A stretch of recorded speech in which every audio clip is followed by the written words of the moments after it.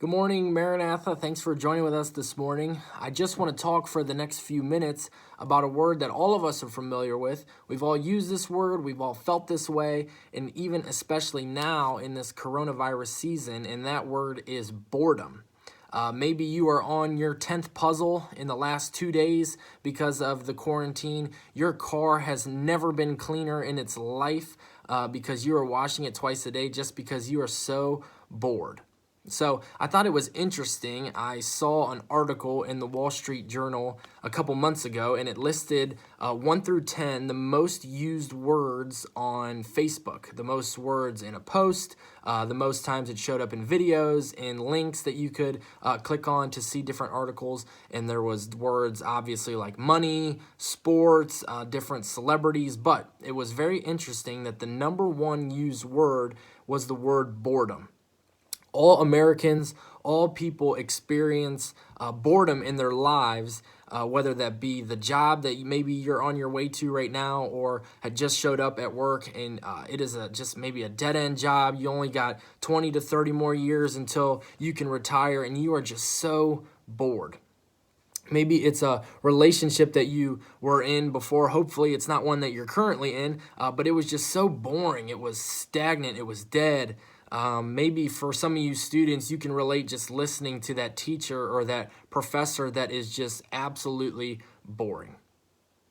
And when we think about our walk with Christ or the Bible or the gospel, maybe the word boring is in your heart or in your head, but you'll never say it. You'll never come out and say, wow, church is the most boring thing in the world. If you're not a follower of Christ or you don't follow Jesus or don't go to church a lot, you might say, yes, church might be the most boring place on earth. But for you people at Maranatha, members at Maranatha, you would not come out and say, man, this is just a boring place. You think it, you maybe say it to your husband or wife, you'd say it to a close friend, but you would not publicly go around and say, wow, I'm super bored at church. Wow, Jesus is very boring. Wow, the Bible is absolutely boring. It's putting me to sleep. But if you are honest, you have felt that way before. Or you're currently feeling that way right now with your walk with Christ, that you are bored. Maybe even a step further, not only bored, but it seems like God is so far from you. You're not happy that you're bored. It's not something that you brag about or boast about, but it's actually something that's bothering you, that you don't feel God like maybe people around you seem to feel God. That, man, they're really just into that song and they're raising their hand and they love church and it's the best part of their week. And I just don't get that. I just don't feel the way that they feel. Man, these people are posting these sermons and they listen to sermons not on Sunday. No way could I do that. Why are they closer to God or maybe a better Christian than I am when I am just stagnant and God seems so far from me?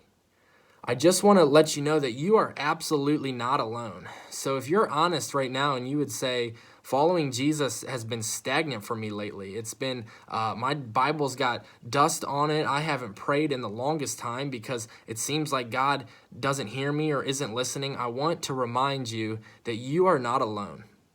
David in the Psalms, in Psalm 13, just a very honest, very vulnerable psalm. He says in Psalm 13, verse 1, he cries out to God and he says, how long, O Lord, will you forget me forever? How long will you hide your face from me? Do you feel that way sometimes with God, that you want to follow him and you want to have energy and fire and feel the same way as maybe your friends or other people at church, but you just don't feel it? And if you were honest, this verse would strike home for you. God, why are you hiding from me? God, how long will you forget me? What do we do?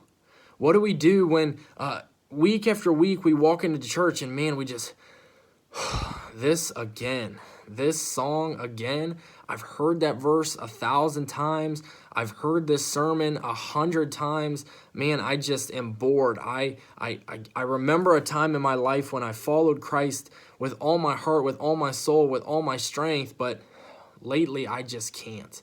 I got other things on my mind. I got work to deal with. I got kids to deal with. Man, this is just not at the forefront of my heart and God does not seem like he's helping. So the only advice that I could give for someone like that is just to be honest about it. Man, God knows where we're at. He knows our heart. He knows that we're just not feeling it right now, or this might be a slump of a season, and maybe the quarantine is adding to that for you because you haven't been in church and you haven't been around people that can point you to Christ and point you to the cross. Just be honest with God. God, I'm not doing so well right now. Will you help me? And later on in the Psalms, in Psalm 51, David's speaking again, and he asks God, God, create in me a clean heart and renew a right spirit within me. In chapter 51, verse 12, it says, restore to me the joy of your salvation. I think the best thing that we can do in a season of boredom or a season of apathy towards God or our walk with Christ is just to be honest with God and to ask him to help. Times in my life where I have been stagnant, I've just asked God, God, would you just maybe set my heart on fire a little bit?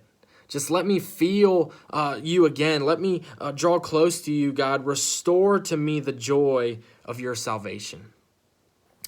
I can't wait to see you guys. I hope that this quarantine is over soon. But in the meantime of this slump season or this stagnant season because of this quarantine, I just encourage you guys to ask God to restore your joy to him. God, we want to follow you so well, and we want to seek you and to be close to you. God, would you help us and restore our joy or restore our spirit to follow you better?